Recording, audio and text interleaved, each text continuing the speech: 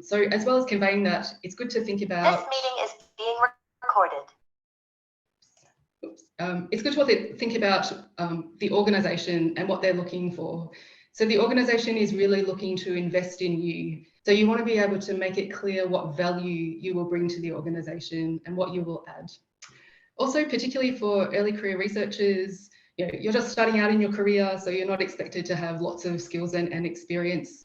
So one thing that can be really useful to demonstrate in your application is your adaptability and the ability to learn quickly. Also in your application, convey some enthusiasm about the role. And the last point I just wanted to make here is a push for women in particular, but I think this also applies for other minority groups as well.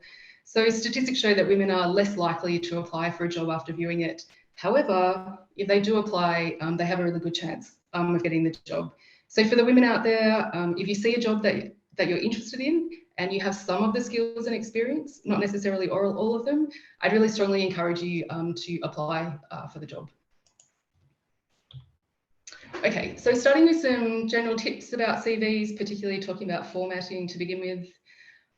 And first of all, just to say that there's no one right way to write your CV.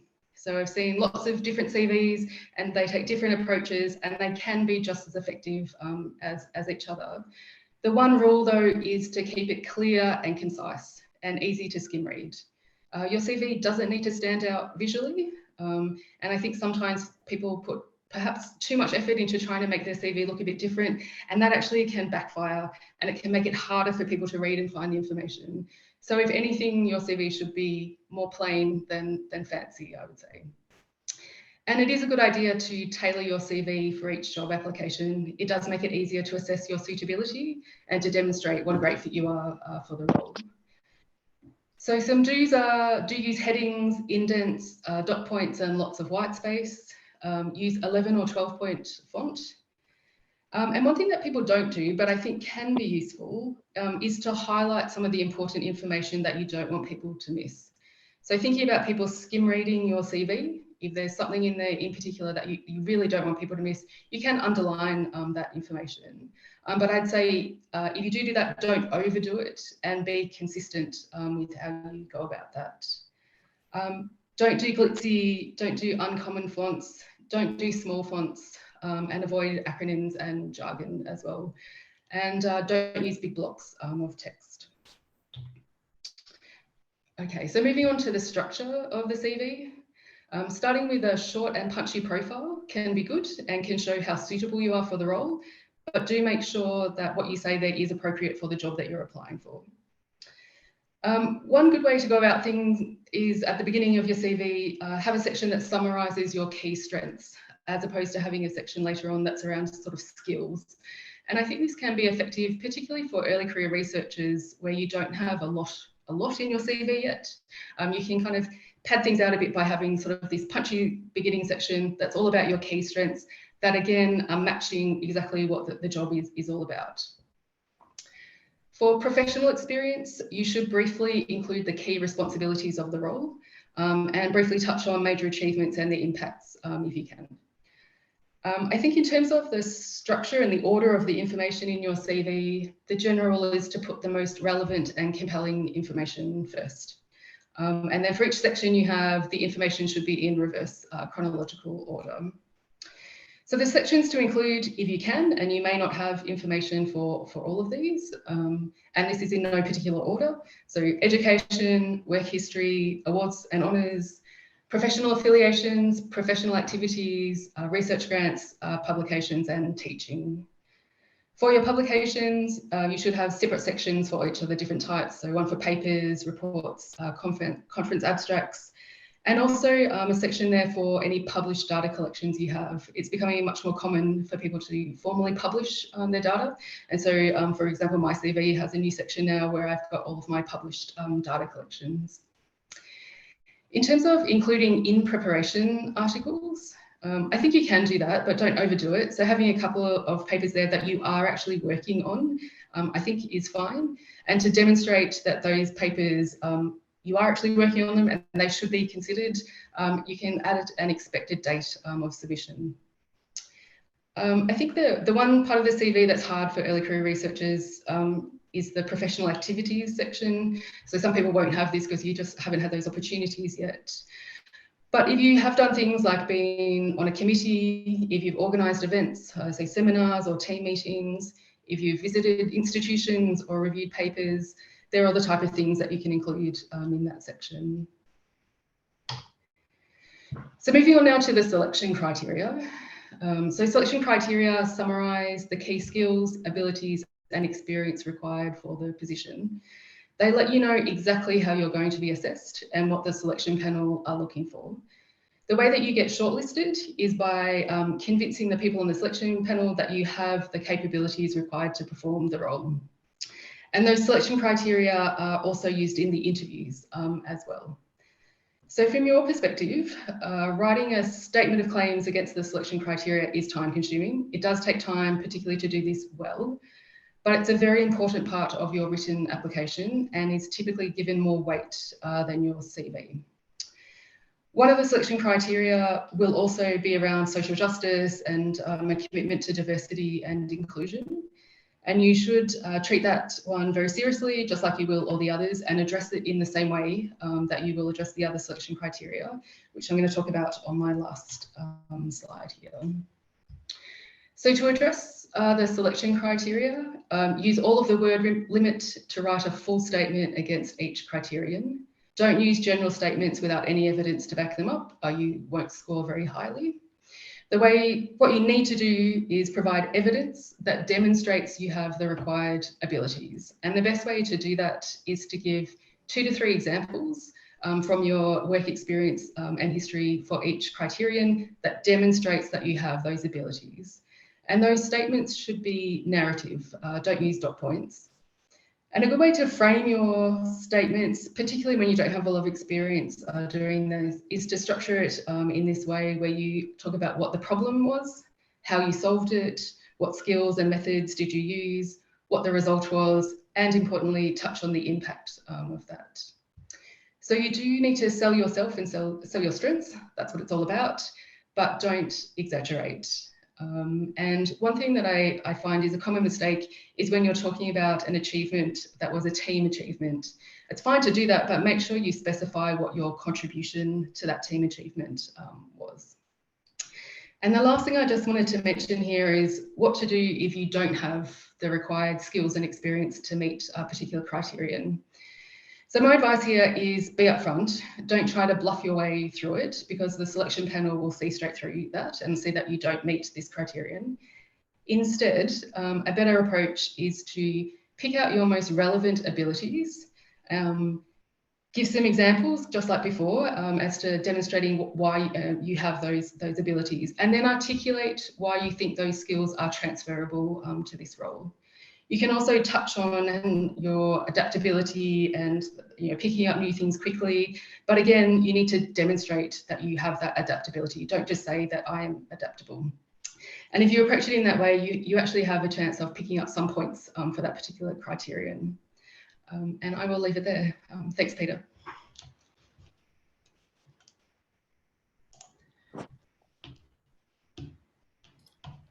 Thank you so much, Dr. Franklin. Those are really helpful tips. I would also sort of echo that one of the first points you made about sort of that hesitancy to go out and actually apply for these jobs. I obviously am not a woman, but I do know that this is something that even I will read a job ad and think, oh, I'm not fully qualified for this, so I'm just going to skip over it. But oftentimes these are spaces that we do fit in, and taking that extra initiative can make a big difference. So I really appreciate that statistic as well as the rest of the stuff that you've shared. Dr. Järvi, would you be willing to share next some of your tips and tricks for the academic side of things? Yes, sure.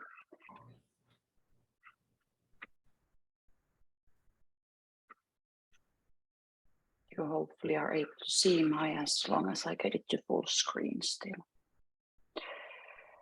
Okay, thank you. Well, I could probably say in the beginning that I agree everything what was said on the previous presentation. So that was how in a way you should, I mean, when you're doing a job position, I mean, many of the things that we're also kind of applying for private sector are also applicable to research sector or in academia. But in academia, I would probably, it's kind of when I was there, it's all about selling yourself also in academia. But there, I guess that it's more important with the kind of numerical details and whereas, for example, the motivation letter than in the private sector. Well, I mean, motivation letter is of course always important.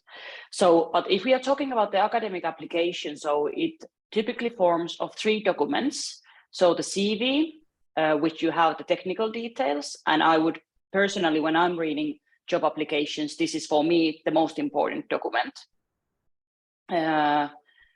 And what I often see is that the CV is not very clearly written out, and there are details missing, and that was of course also evident from the previous presentation, that it makes easier for the evaluator, whether you are applying for a job position or funding, that you have clearly the points that are kind of asked to be there.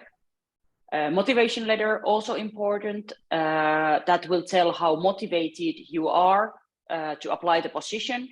And also usually the best motivation letters are something that make clear that the person has kind of read, understands a little bit what he or she is applying. So what kind of research position it is. So the person has done some kind of background work for the position.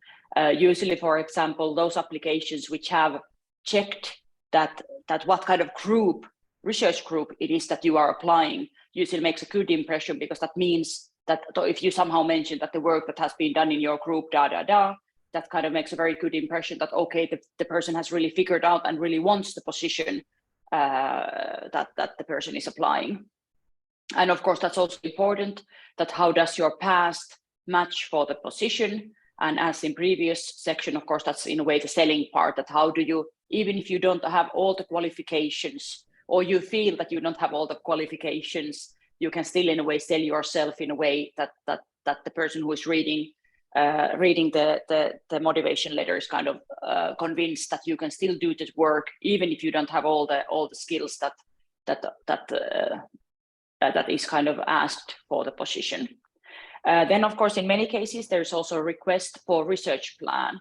So that there, the idea is, I would say, it's kind of how to test kind of your skills on understanding the topic that you are applying. Sometimes the research plan and motivation letter also can be combined, but these are in a way the steps that you usually have there. And in a way, research plan that can go very deep, like going that if I would be selected, I would be doing that kind of modeling, or I would be learning that kind of measurements or modeling tools or something like that. So that's also quite a practical document. But in these presentations, I will now actually more focus on the CV. So as already mentioned, there are different kind of versions. Of course, the basic structure is usually the same. There are now 2 examples, like what are, for example, requested. This is this is from the European level, and this is from national Finnish. So this is Academy of Finland, who is the main funding agency in Finland. So they're kind of their CV structure. Of course, if you are applying for a job position, the CV could be different form, or it's more kind of free in which form you have it. But usually it's good to follow it this general structure, that the guidelines for agencies or good practice, so that it follows in a way those, because then it's also easier for the reader to go through it and understand in a way what exactly you have there. And I would say that there can be, of course, limits for the CV, and the most challenging ones are the 1 to 2 page CVs, because there you really need to think what are the most crucial parts that I will be evaluated against, or not against, but evaluated. So if we now have a look then on the other hand, like what are the most important parts, what at least I'm personally looking at, whether I'm evaluating a job application or a funding applications. So there are, in a way, I'm now showing from the two because the names are a little bit different with these. The titles are a little bit different with the two different examples. So if we start from the fellowship, so that's of course the research funding and grants. So that is always, of course, important in academia. So if you have shown that you have got research funding in your past, you have been maybe getting a stipend to do your master thesis, or you have maybe had a travel grant that you have got during your PhD. Of course, some PhD students, they have also applied their own personal funding and have applied that one. But there, in a way, any kind of motivation that you can apply and get funding is important. Then comes, of course, the publications. And now in the other one, there is publication, in the other one, there is a research output. So what does it mean? And okay, yeah, and other education and experience. Okay, I can see that I had a wrong animation order. So let's first take the other education and experience, so expertise. So this is usually something where you, for example, put your coding skills. So what kind of programming languages can you use? And this is also very important when you are applying for in academia, because quite often any research position will require some kind of data analysis or something. So there, in a way, you need to be able to explain clearly what are the programming languages that you can use and other kind of skills or GIS expertise or any kind of that thing. But that's also one thing that people usually are kind of underestimating themselves. I'm thinking, okay, I can do a little bit of Fortran, but I'm not now writing here that I can do Fortran. But there I would just be that, okay, like I have the basic skills of Fortran, and then, for example, in the motivation letter or somewhere, just say that I have been using in this and that projects in a course, for example, or somewhere the programming language, and then of course that you are kind of your ability to learn more is easy, or you can learn to use also other languages. So now back to the publications and research output. No, now it's too. Sorry about that. So obviously the research output is probably the most important part in your CV if you are applying for a job application in academia or if you're applying for funding. And this of course consists both the publications, but also as was presented on previous presentations, there is also nowadays there starts to be the kind of other effects of data sets and tools which are made openly available for other scientists. But if we start from the publications, so I first had written there that the sad thing is that typically it's still the number of publication and age index, which are the dominant metrics to evaluate people in academia. It's a sad thing because of course that doesn't tell everything. If you are from a big research group where a lot of people are getting co-authorships or you are easily getting co-authorships to other papers because you are doing something small activity in their research papers, of course those can have a long number of publications and higher age index at that phase.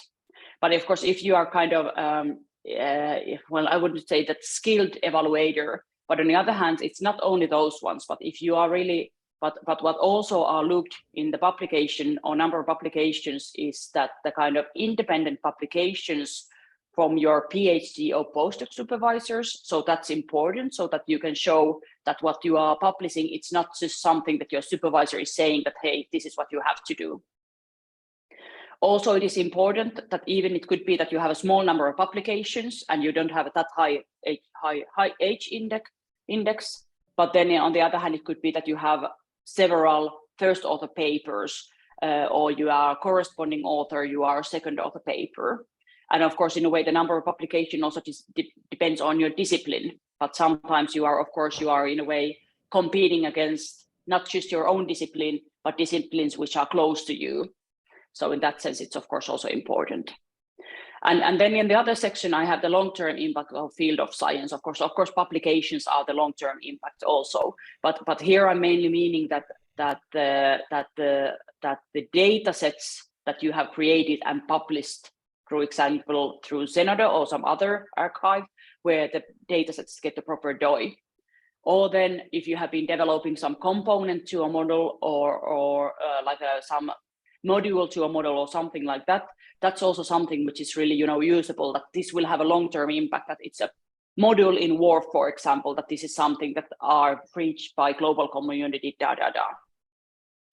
And then something which is at least in European level, both in national in Finland and our European level, is the open access policy.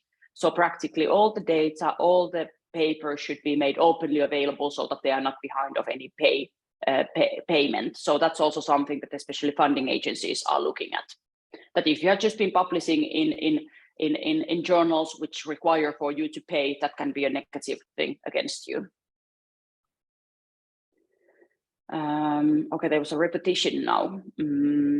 Then the third point, which I think it's always important, are these kind of other responsibilities, commission of trusts, institutional responsibilities, or in the other CV example, there are other key academic merits, which are the important points. And there is in a way a list of a list of examples what should be added there to the academic merits. Of course, some of these are as was presented previously, they are something that you in a way gather along your academic career.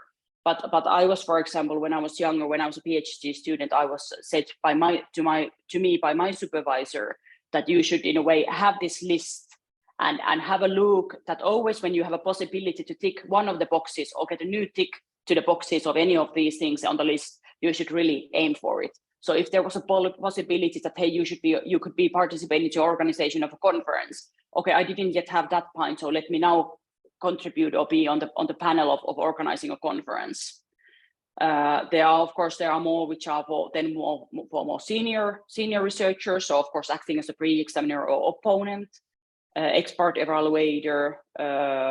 But then there is a peer review of funding applications that you have if you have published some. It could be that you are asked by journals already to act as an external reviewer. There can be different memberships and position in trust in scientific communities. There are also, of course, these are for more who have been in academia a longer time, but there are also tasks that you can take as when you are, for example, a PhD student or something like that. And what else? Membership in different kind of national or international expert roles, commending something, some kind of I don't know what, some documents that, for example, that some private sectors or something are providing, and they come for academia for commending, and what else? But maybe I'm not now going to this list any further. So if this was in a way I think that these were in a way now what I wanted to say, and also that what are the points which I think that in academic CV is something that you should really pay attention on. But this, of course, not only in academic CV, but also in your letter of motivation, that in a way these things come visible clearly from there when you are writing it.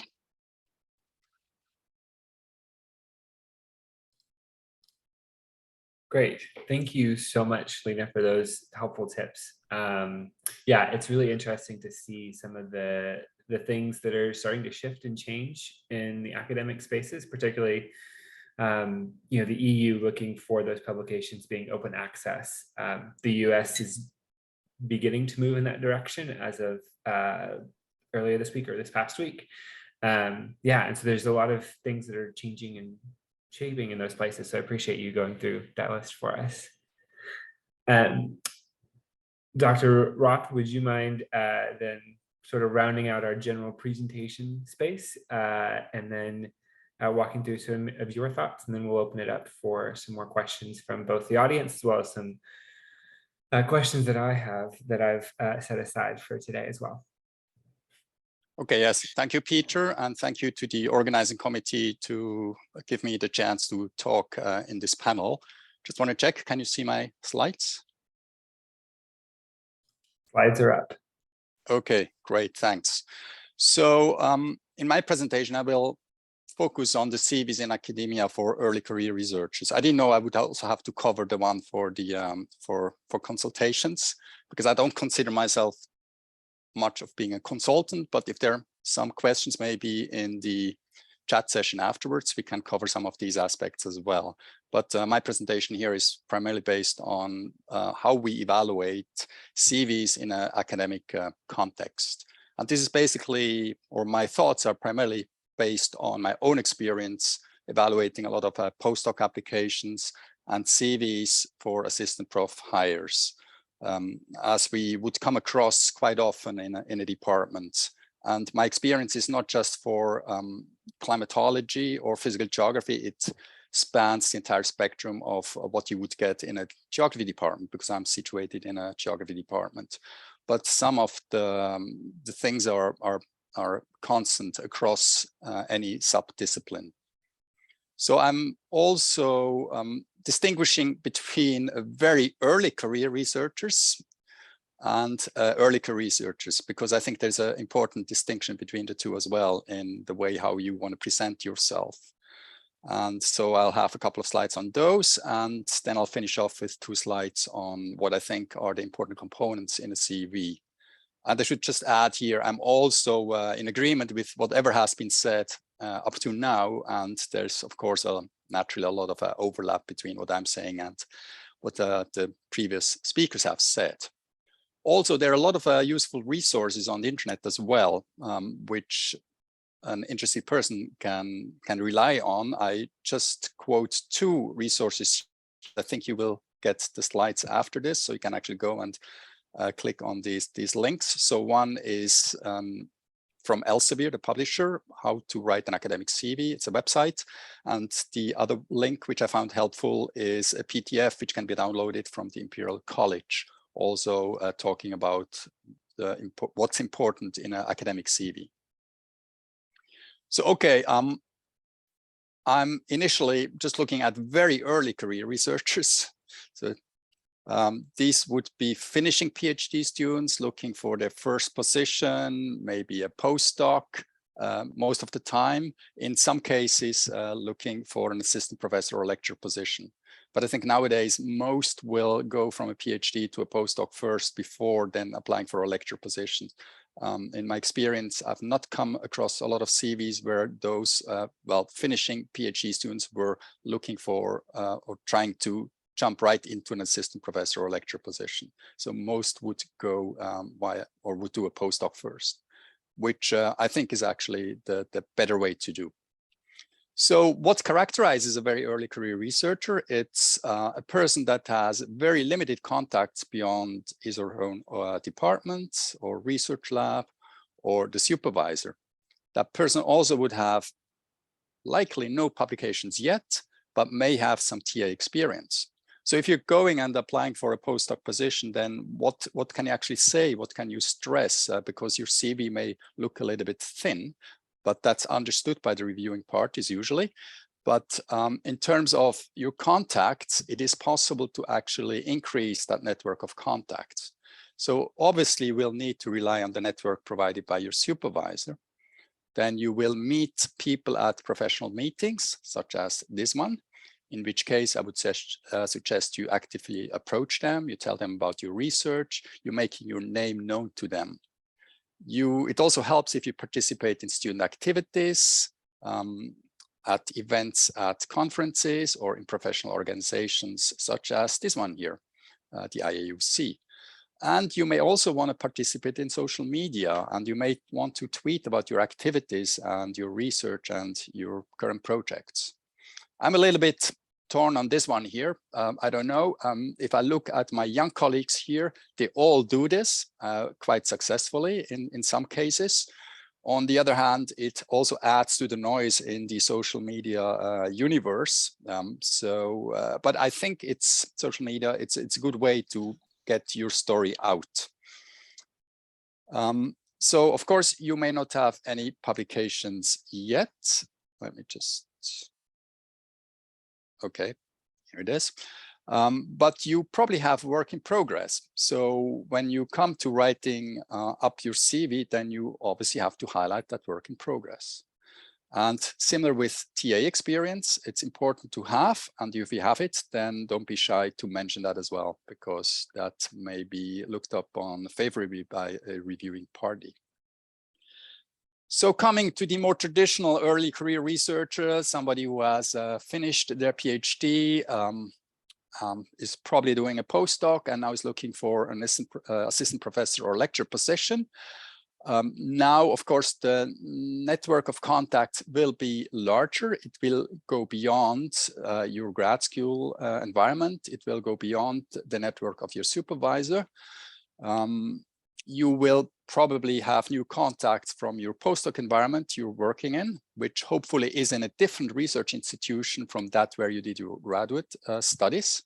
You may have had your first conference attendances. So that increases your network. In terms of publications, the first publications should be out at this time from graduate work, or then maybe already from your postdoc work, or maybe some publications will be in progress. And what I've said before about how to increase your network is also applicable to early career researchers in terms of going on social media, etc. So why do I emphasize this network? Why do you need to have this network? It's because you want to increase your name recognition. You want to be remembered. And sooner or later, you will need recommendation letters or letter of evaluations for your applications from people that know you, that can assess your work. And these letters are really important. And I see this as one of the issues many early career researchers have, that they do not have a good network of people to fall back up onto to get these kind of research letters. They struggle to find people that know them and then that can write on their behalf. So this is why I kind of emphasizing this part of, which is an important part of being an early career researcher. So coming to the CV, many of the things have been mentioned before, of course. So I would say there are three important parts to a CV, which are standard across all subdisciplines, in academia at least.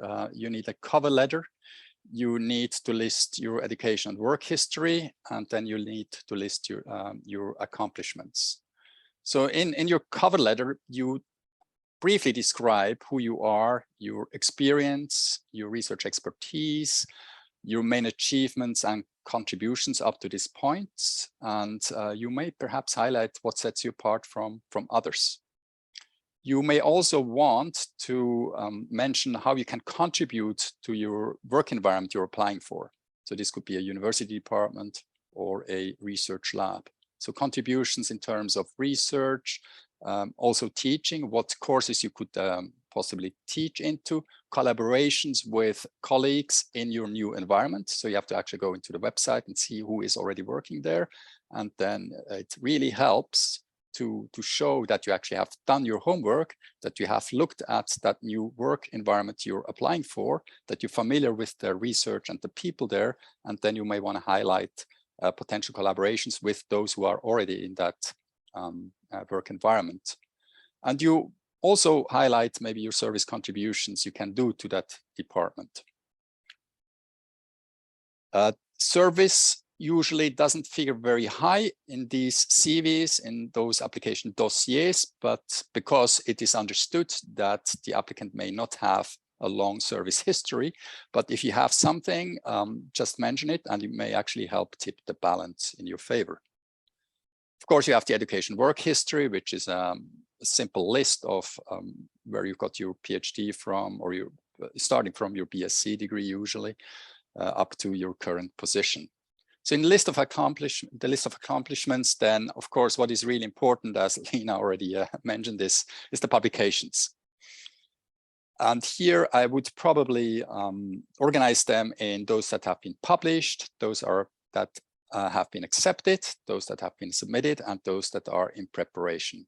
And I think the preparation one is also important because it shows your trajectory. And it may be the only thing you have, or maybe you only have one published or one accepted so far. then that's when it really becomes important to show what is in preparation. But I would also caution, as Charmaine said, don't overdo it. So these have to be really really work that you will be publishing at some later point. If you have publications, then highlight in what kind of journals they have been published. So it helps to put the journal impact factor besides your journal, possibly the journal percentile ranking within the discipline. If you have citations at the citations, they can be from Web of Science and Google Scholar. I would probably use both if possible. And also highlight your contribution to each paper individually. Because you may be the first author, in which case it's clear that you have done the majority of the work. You may be just one of many co-authors, in which case it's good to highlight your contribution, because otherwise whoever looks at your CV doesn't really know how to weigh that contribution. If you have some teaching, maybe as a teaching assistant, as a sessional instructor, of course, you add that to your CV, including teaching evaluation scores if they're available. Increasingly, that's requested now. So if somebody applies for an assistant professor position to our department, we would request teaching evaluation scores as well as part of the application package. And then, of course, service contributions as well, if you have. But then, as I said before, it's understood that not everybody has a real has a lot of service contributions at this stage. But this could include seminar organization, contributions to an organization, scientific organizations such as IAUC, reviewing manuscripts, how many you have reviewed, for which journals, etc. And then usually the CV also finishes with a list of potential referees. And the last slide, just a couple of strategies you want to follow when you put your CV together. First of all, highlight the significance of your work, write your own narrative. And you do this so you don't want to leave it up to your reviewing parties to interpret your CV. You want to do it for them. I think that's really important.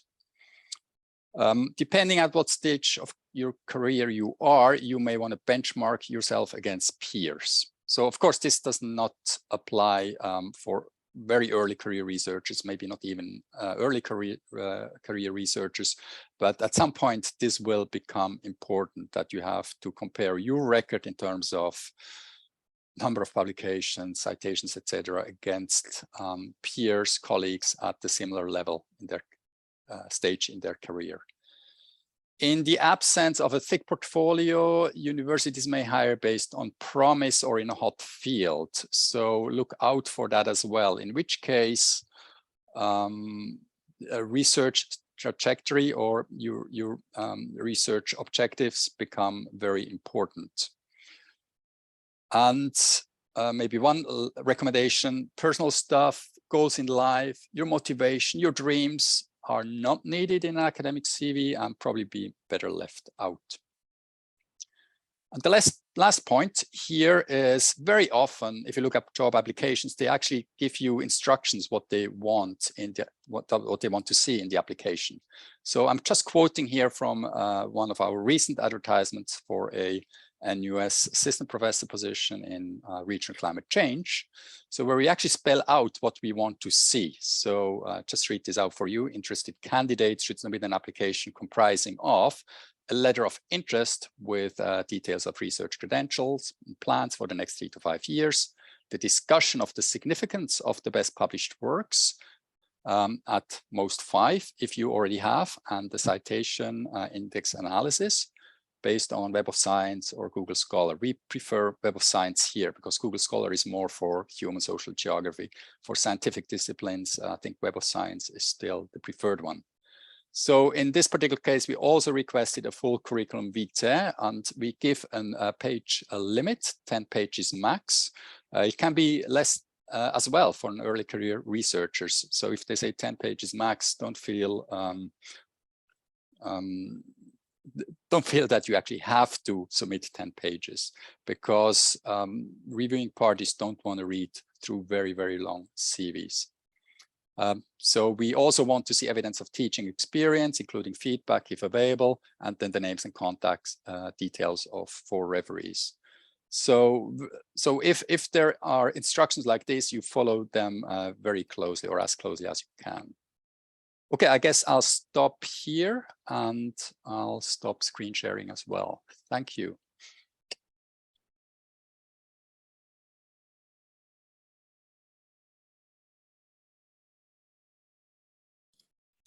Thank you so much, Dr. Roth, for those helpful details. I think one of the things that really stuck out to me in that, I don't think I'd ever thought of it this way, but thinking of a cover letter as telling the search committee how to interpret your CV.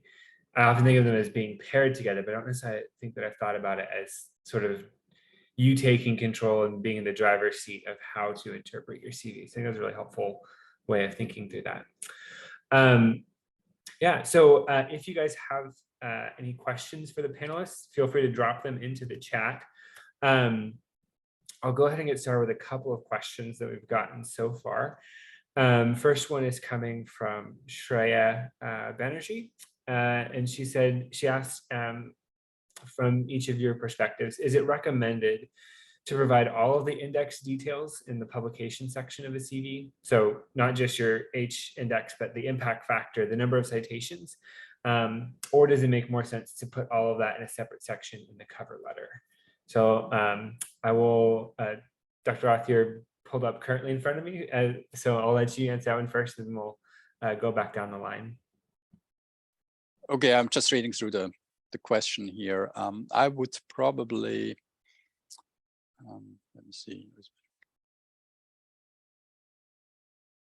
These numbers usually don't need a lot of explanation, actually. They're self-explanatory. So I would not, unless maybe at the later, if there's one outstanding thing you want to highlight, then you can highlight it in the cover letter. You say, okay, I've published this outstanding paper in this outstanding leading journal, and it has attracted this and this many citations so far, only even if it only has been out for 2 or 3 years, then yes, highlight this in the cover letter. Otherwise, this information is basically contained, or should be contained, in the details later on in the CV.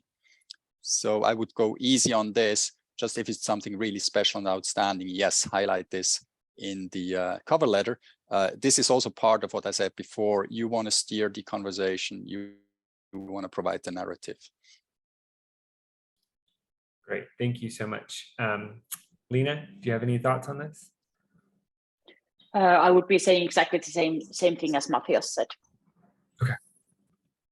And Dr. Franklin, Charmaine, do you have any thoughts in addition? So just saying for us, you don't need to include all of your citations in your list of publications. That's not necessary. If you're one of our top candidates, we will have a look at that anyway. So. Cool, thank you. We have another question from Julie Future here, and it's in the chat, so you guys can read it as well. How do you reference research funding when it's your idea, but you're listed as the co-PI rather than the PI? Charmaine, I know, since you work in the government sector, I know there's a lot of collaboration that goes on in the government sector that isn't necessarily, you might end up being sort of the secondary person, even if it was your idea, pretty frequently. So I thought we'll start with you on that. Oh, that's a good question. Obviously, on your list of research funding, you need to just list it as it kind of appears. So you would be there as a co-PI, but in your written statement of claims against the selection criteria, that's where you could potentially talk about what your role was in getting that research funding, and then it could be really made clear that it was your idea, and get some credit that way. Great, yeah. Dr. Järvi, any thoughts on this? Yeah, I guess that, yeah, that's, I think it's always actually a tricky part, the funding section, because quite often, I mean, it's clear if you are the only, it's your own personal project or your personal grant, it's easy because you are the PI. But in a way, in the CV, when you are listing your research funding, I would in a way, if it's still in a way you are, I would list there at that you are the co-PI, that usually you have the kind of funding section, you have the project and you add the role. So that can actually be a PI, co-PI, or group member, for example, if it's in a way that you are part of a larger research group who got the money and you have been in a way planning of the research proposal. But in that, so then I in a way agree with the previous one that then in a way you can write in the cover letter or in the kind of or cover letter or motivation letter or whatever it's named, the letter where you are kind of listing your own skills. So then there you can say that I was a co-PI in this, but this was my idea and I was largely contributing to it. Yeah, great, thank you. Dr. Roth, any thoughts yourself on this question? Yeah, I would probably just add in brackets your role in this. Co-PI is still pretty good. It's much better than a collaborator. So PI, co-PI, they're almost equivalent in my view. And if you think you have to highlight your particular contribution, then just put it in brackets. Maybe you want to add how much of the funding is you personally received. Let's say if it's $400,000 and $200,000 go to you, then you can write that as well. Yeah, really helpful advice. Thank you all. Another question, I'll read it and then I'll put it in the chat that came from Graces, is other than publications in the academic field, will other forms of communication of science, such as technical reports or speaking engagements with different groups of people, will those be things that you would consider to be significant to seek out? So I think what this is, how do you, if you've had the opportunity to share your results because they matter to a city or to a government agency, how do you communicate that back in a job application material? I realize I didn't actually ask anyone specific for that. Dr. Järvi, any thoughts on that? Usually in a CV, there can also be a section which is kind of social impact or something like that, a subheader. And I think that these in a way, that kind of things where you have technical reports for wider community or you have worked together with the local people. I think that those belong to that section mostly, I would be saying. But they have, of course, they have relevance, but I would still say that it's more like if you have two candidates who are matching almost with each other, but almost matching with each other. So then in a way it could be that kind of activity will kind of put you ahead of another person. But of course, then there are also positions in academia which concern kind of not purely academic work, but also there is work which is, that you will be working together with the local community a lot. So in that case, of course, it matters a lot, but still I think that it would be the social section and then highlighted in the cover letter, for example. Thank you. Dr. Roth, any thoughts from your perspective? Yeah, that's a good question, actually. Good point. By all means, the things, reports, or whatever should be listed.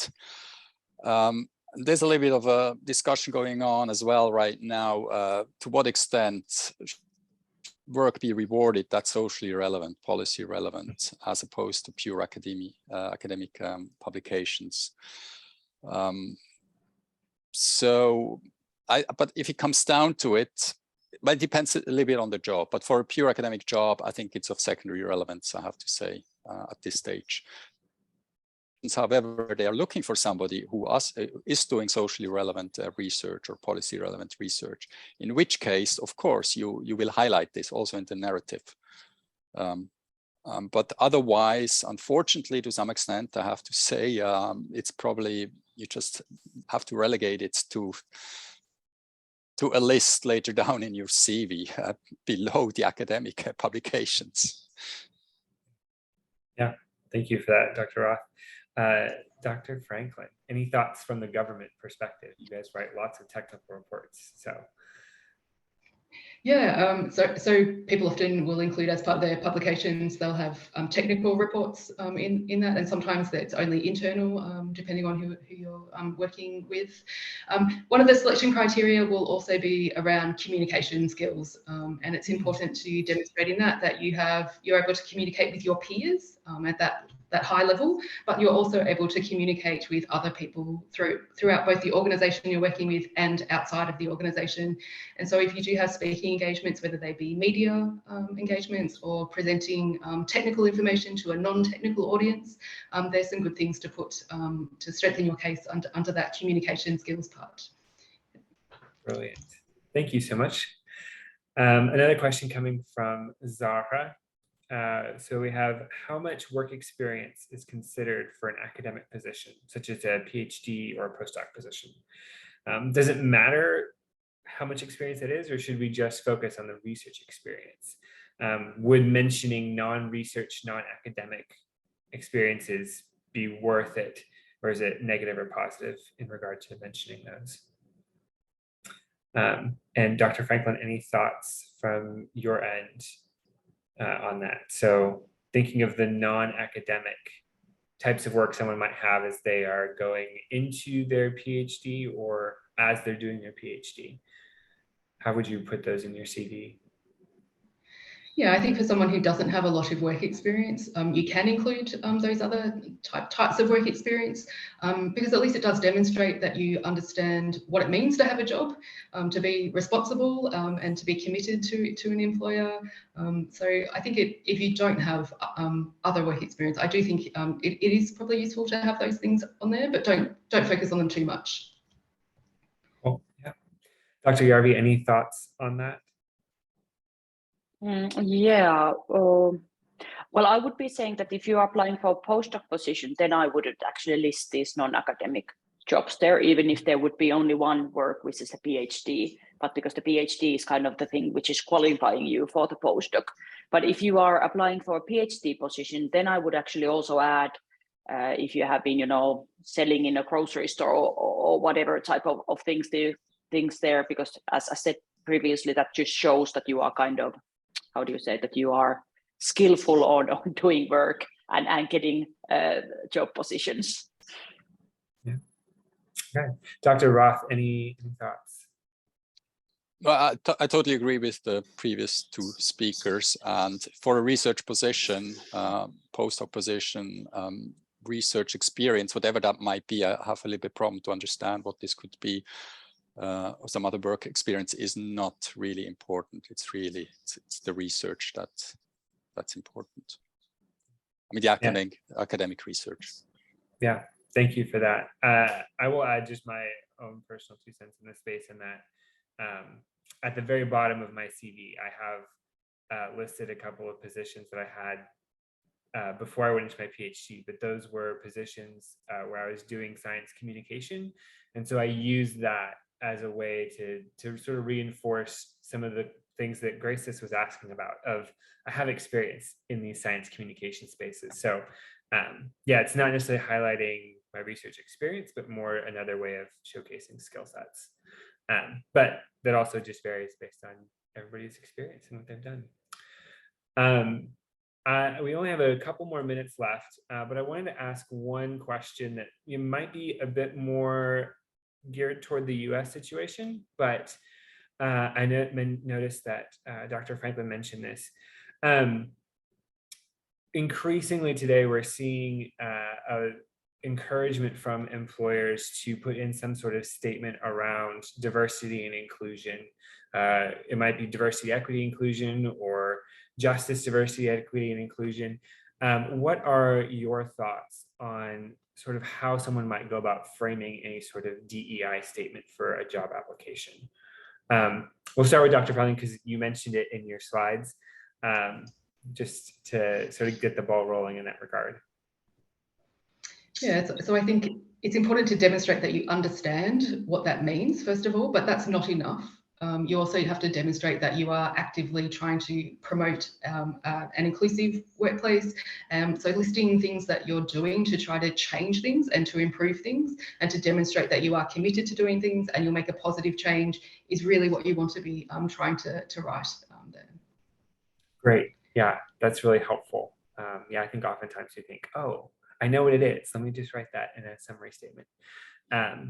Any thoughts, Dr. Järvi, about how to write or how to think about writing a DEI statement? Are those even common, I guess, in Finland or in the EU? I guess that's probably. Yeah, I was just about to say that that sounds like an excellent idea, which is not in use in Finland, at least. I mean, it's not written on the requirements, and I have actually never seen that someone would be writing this kind of section.